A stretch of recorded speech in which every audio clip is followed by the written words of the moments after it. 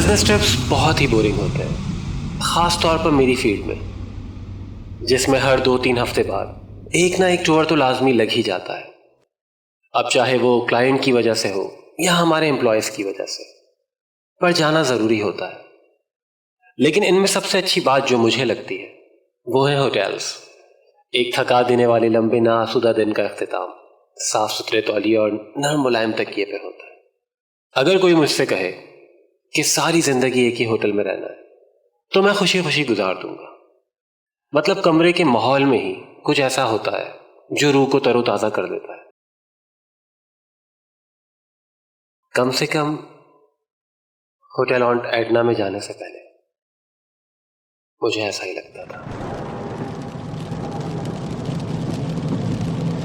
शाम के 8 बज रहे थे जब मैं और हारिब, मेरा बॉस, होटल पहुंचे।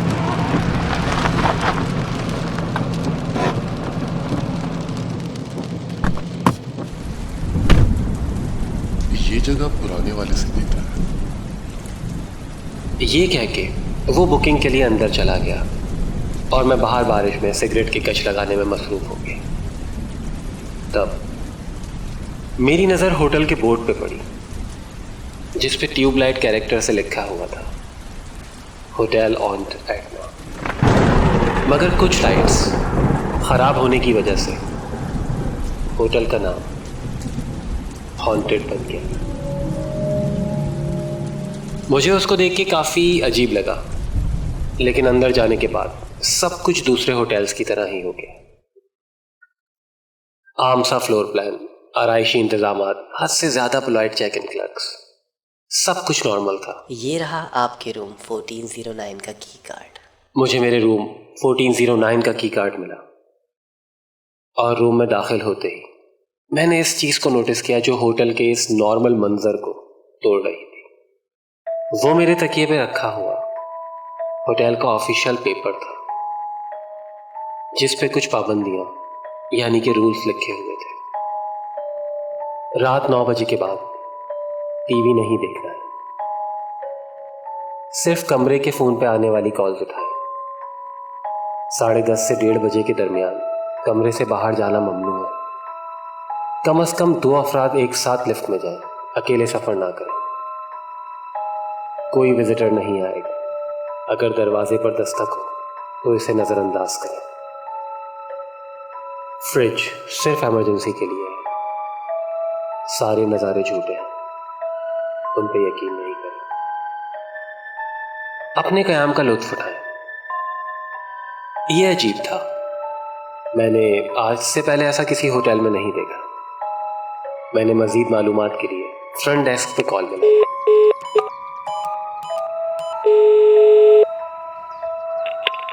क़याम के दौरान सभी उसूलों पर अमल करना लाजमी है। मेरे कुछ पूछे बगैर क्लर्क ने यह साफ साफ कह दिया, जैसे उसे सिर्फ यही कहने के लिए रखा है। मैंने उससे कहा, हेलो, मैं कुछ समझा नहीं कि किन इमरजेंसी में फ्रिज यूज़ करना है, या मैं 9 बजे के बाद टीवी क्यों नहीं देख सकता, और ये सब झूठ है का क्या मतलब है। मुझे वही जवाब दोबारा मिला। ऐसा लगा जैसे मैं किसी तरह के कंप्यूटर से बात कर रहा हूँ। क़याम के दौरान सभी उसूलों पर अमल करना लाजमी है। और बस ये, कोई जवाब नहीं, कोई एक्सप्लेनेशन नहीं। ये सोचते हुए कि ये इस होटल का कुछ अजीब मजाक होगा जिससे मैं वाकिफ नहीं हूँ, मैंने वो पेपर बेड की साइड टेबल पे फेंक दिया और सब भूल गया। वो भी कुछ देर तक। इस बात को अभी कोई 35-40 मिनट ही हुए होंगे जब मैं बेड पे लेटा और 10 बजे की खबरें देखना शुरू हो गया। मैं ये मंजर देख के हैरान रह गया, क्योंकि आज से पहले मैंने ऐसा कुछ नहीं देखा था। टीवी रिपोर्टर ने बार बार अपना मुंह खुजाना शुरू कर दिया। पहले तो वो आहिस्ता आहिस्ता कर रही थी, लेकिन फिर अचानक इसने शिद्दत अख्तियार कर ली, इतनी ज्यादा कि उसके गाल फटना शुरू हो गए। हुकूमत ने बिजली महंगी कर दी, और उनमें पेट्रोल से महंगा करने खून के लिए टपक कर गया। तोड़ लिए। और इस सब के बावजूद वो खबरनामा पढ़ रही थी नापरा ने बिजली और कोई भी उसकी इन हरकतों को नोट नहीं बढ़ा कर दिया। अचानक कैमरा उसके चेहरे पे फ्रीज हो गया और वो सीधा कैमरे में देखने लगी। कीमतों में किया जाएगा। फिर एक क्लोजअप जो कि काफी भयानक था और फिर उसने कहा, कयाम के दौरान सभी उसूलों पर अमल करना लाजमी है। मैंने बेड से छलांग लगाई, कमरे से बाहर निकला और नीचे भागा। ये सब क्या हो रहा है यहाँ पे? और फ्रंट डेस्क ऑफिसर पे चीखना शुरू हो गया। मेरी आवाज पूरी लॉबी में गूंज रही थी। उसने बिना पल के झपकाए कहा, मैं आपकी क्या मदद कर सकता हूँ सर? मैंने अभी अभी न्यूज रिपोर्टर को अपना चेहरा फाड़ते हुए देखा है और उसने मुझे जाती तौर पर कहा है कि तुम्हारे होटल के इन अजीबो-गरीब उसूलों पर अमल करूं। क्या ये किसी किस्म का मजाक है? उसने घड़ी की तरफ इशारा करते हुए कहा, सर रूम 1409 में 9 बजे के बाद टीवी देखना ममनू है। मैंने उसे कॉलर से पकड़ लिया। सुनो, मेरे साथ खेलने की हरगिज कोशिश मत करना। एक बार और ऐसा मजाक किया और मैं देखो फिर क्या करता हूं। मैं वहां से ऊपर आने लगा तो मुझे फिर से उसकी धीमी सी आवाज आई, क़याम के दौरान सभी उसूलों पर अमल करना लाजमी है। मैं रूम में वापस आ गया और टीवी बंद करके गुस्से में बेड पे लेट गया। ना जाने कब मेरी आंख लग गई। रात के किसी पहर मैं स्लीप पैरालिसिस के फिट में जाता। बेड के कोने में मेरे पाँव के पास एक ह्योला सा दिखा। अंधेरा होने की वजह से वो ठीक से नजर तो नहीं आ रहा था, लेकिन कमरे में एक अजीब सी खुशबू फैल गई। जब वो मेरे सामने आया, मेरा दिल जोर जोर से धड़कने लगा। अब वो मेरे काफी करीब आ चुका है। मैं देख सकता हूं कि वो एक आदमी है, तकरीबन 40-50 साल का। सफेद मूछें हैं और कैमल कलर का सफारी सूट पहना हुआ है। मेरे बराबर में खड़ा था, थोड़ा सा झुक के। उसने मुझसे बात करना शुरू की। आपसे मिलकर खुशी हुई। क्या आपको हमारा होटल पसंद आया? मैं चाहकर भी हिल नहीं पा रहा था। उसने दोबारा बोलना शुरू किया। मैं अपना तारुफ कराना तो भूल ही गया। मैं इस होटल का मालिक हूँ और जब भी हो सके मैं अपने गेस्ट से मिलने आ जाता हूँ। ये कहते हुए उसने अपना हाथ मेरे हाथ पे रखा। वो एक अजीब सा एहसास था, काफी दर्दनाक, लेकिन इसके जवाब में मैं सिर्फ आंखें ही झपक सका। मेरी बात गौर से सुने, रूल्स फॉलो करें। अगर ऐसा ना किया तो आप बहुत बड़ी मुश्किल में फंस सकते हैं, शायद जिंदगी भर के लिए।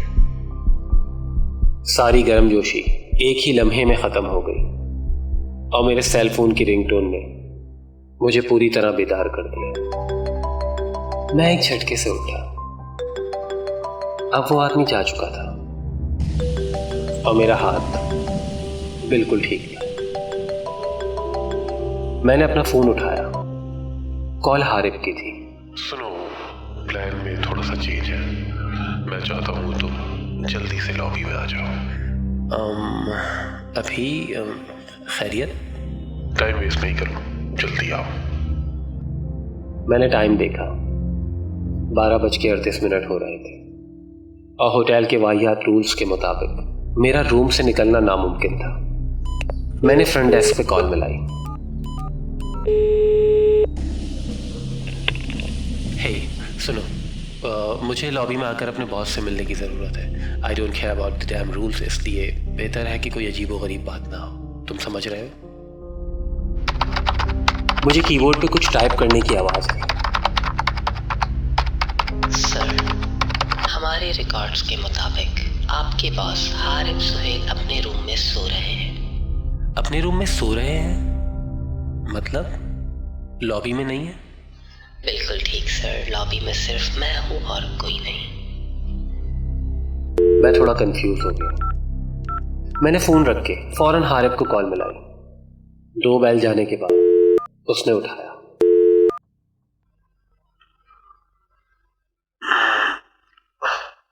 कुछ ऐसा होना चाहिए जो मेरे सोने से ज्यादा जरूरी हो। हारिब, आपने मुझे कॉल नहीं की थी कुछ देर पहले लॉबी में मिलने को कहा था? उसने एक गहरा सांस लिया। बिल्कुल नहीं, क्या बकवास कर रहे हो?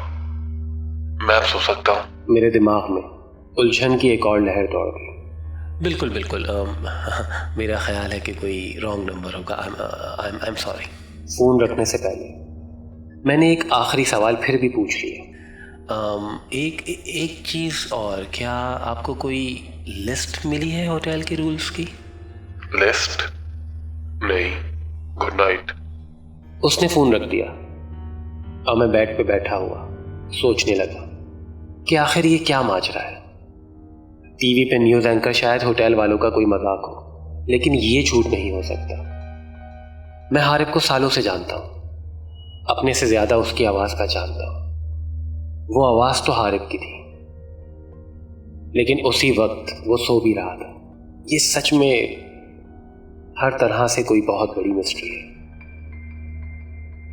अगले दिन काम से फ्री होने के बाद रात में हारिब और मैं होटल में मिले और अपने अपने रूम में चले गए, जो कि किसी वक्त ट्रिप्स की सबसे अच्छी बात हुआ करती थी और आज एक भयानक ख्वाब बन गई है। मैं काफी देर बेड पर बैठा रहा अपने ऑफिस के कपड़ों में ही और रूल्स को गौर से पढ़ता रहा। होटल के पहले दिन की तरह आज भी मुझे इनका मतलब समझ नहीं आ रहा था, लेकिन यह बात वाज़ेह है कि कुछ तो चल रहा है, कुछ ऐसा जो शायद मेरी समझ से बाहर है। मेरा आधा हिस्सा अभी भी इसको एक थके हुए दिमाग की इजाद करार दे रहा है, पर झूठ, ये सब झूठ है जो हम अपने आप से कहते हैं, सिर्फ अपने सुकून के लिए।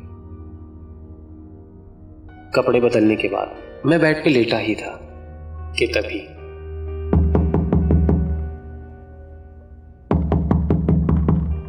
रूल नंबर 5 मेरे दिमाग में आया। कोई विजिटर नहीं, अगर दरवाजे पे दस्तक इसे नजरअंदाज करें। यह मुझे काफी अजीब लगा, लेकिन मैंने रूल्स के मुताबिक एक्ट किया। मैंने सोचा कि एहतियात से काम करना बेहतर है। दरवाजा दोबारा बजा और उसके बाद मुझे हारिब की आवाज आई। क्या तुम अंदर हो? सुनो, तुम्हारी वाइफ की कॉल आई थी। वो काफी देर से तुम्हारा फोन ट्राई कर रही है। तुम्हारी बेटी को कुछ हो गया है। मेरा दिल डूब गया। मैंने फौरन उठ के दरवाजा खोला। हारिब अंदर आ गया। वो काफी परेशान लग रहा था। क्या हुआ उसे? उसने बहुत ही गमज़दा अंदाज में मुझे देखते हुए कहा, सुनो, बैठ जाओ और परेशान नहीं हो। इस चीज के आगे हम लोग कुछ नहीं कर सकते। मेरा दिल जोर जोर से धड़क रहा था। मैंने झुंझला के उससे पूछा, क्या मतलब है तुम्हारा? क्या हुआ मेरी बेटी को? उसकी आंखों से आंसू निकलने लगे और उसने कहा, वो अब इस दुनिया में नहीं रही। पूरे कमरे में मौजूद हर चीज के रंग उड़ गए।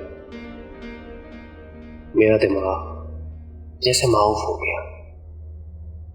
मेरी आंखों से आंसू जारी हो गए।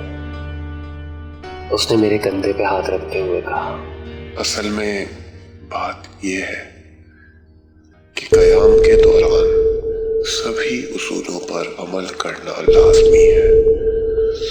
तुमने रूल नंबर 5 तोड़ दिया और अब मुझे तुमको मारना पड़ेगा।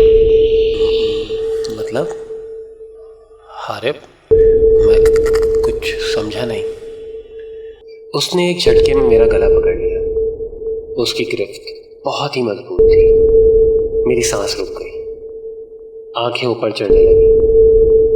मैंने लड़ने की कोशिश करी पर नाकाम रहा, क्योंकि उसकी ताकत बहुत ज्यादा थी और मैं बेहोश हो गया।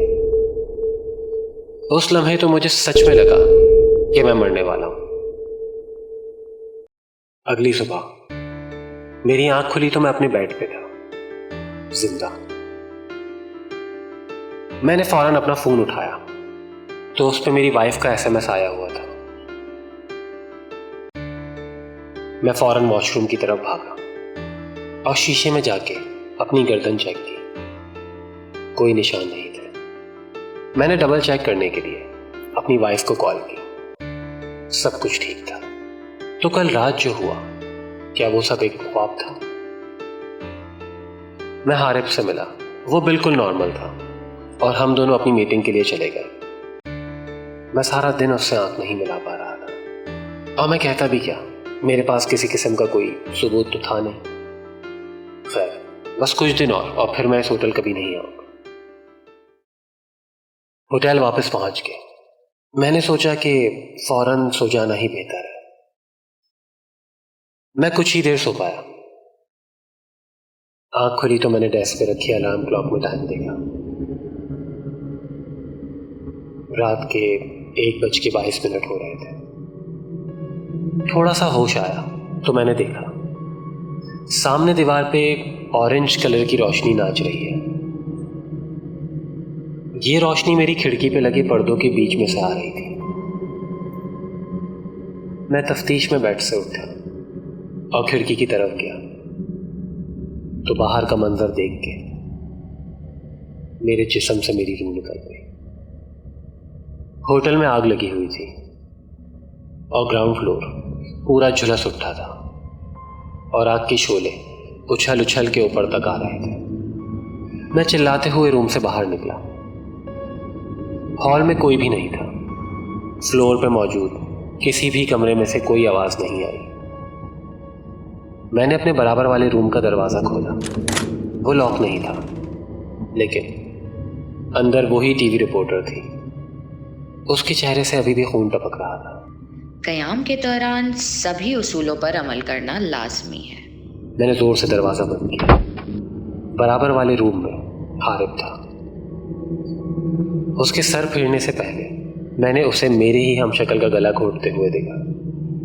उसने मुझे देखते ही मेरे डुप्लीकेट को जमीन पे फेंका और मेरी तरफ दौड़ लगाई।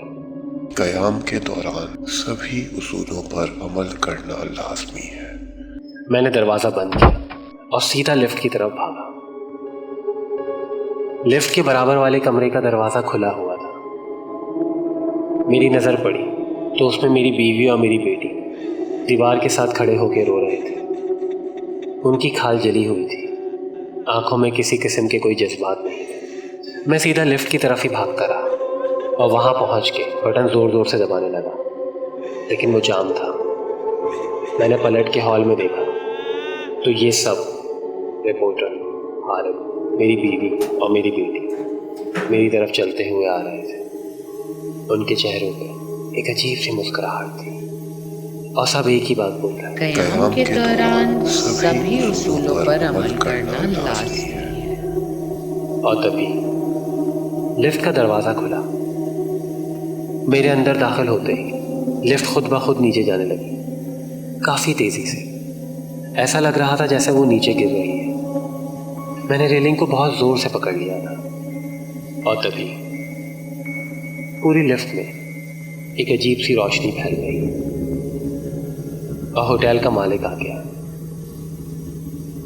और उसने कहा, आपने तकरीबन हर उसूल तोड़ा है।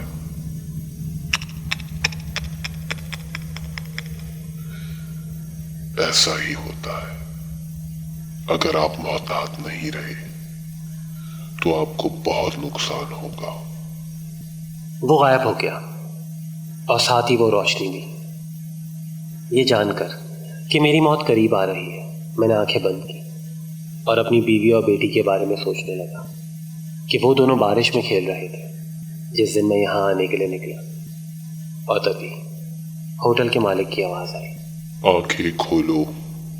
मैंने अपनी आंखें खोली और जमीन पे गिर गया, लेकिन गिरते ही मेरे चेहरे से कारपेट टकराया।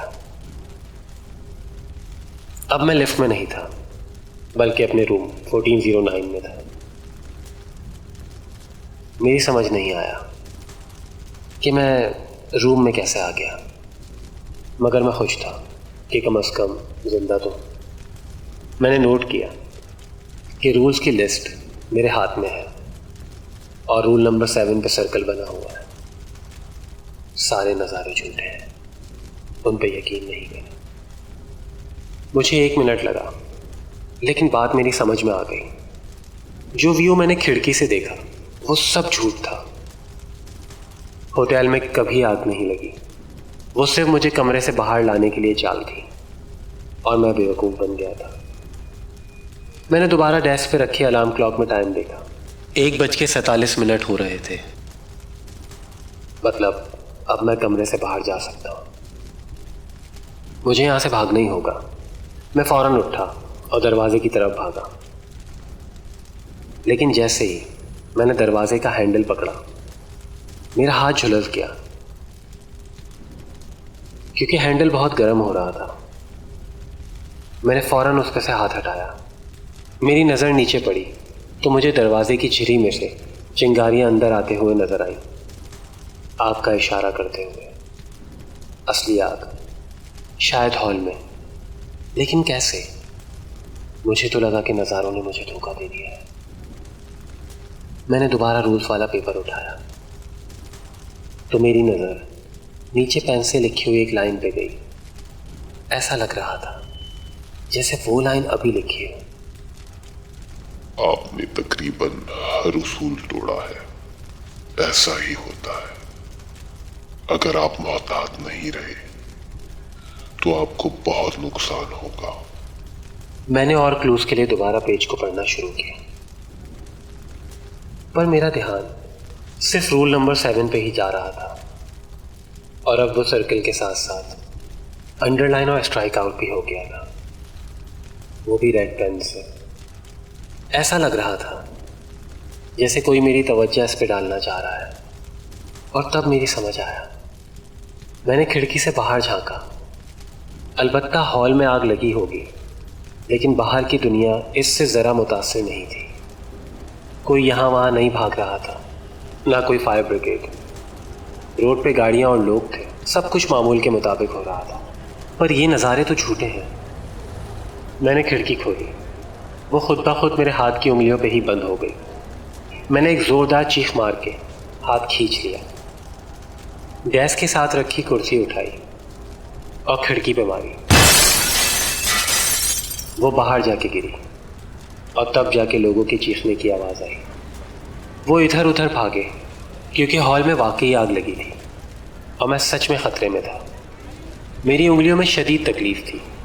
मैंने लिस्ट उठाई और मेरी नज़र रूल नंबर 6 पे गई।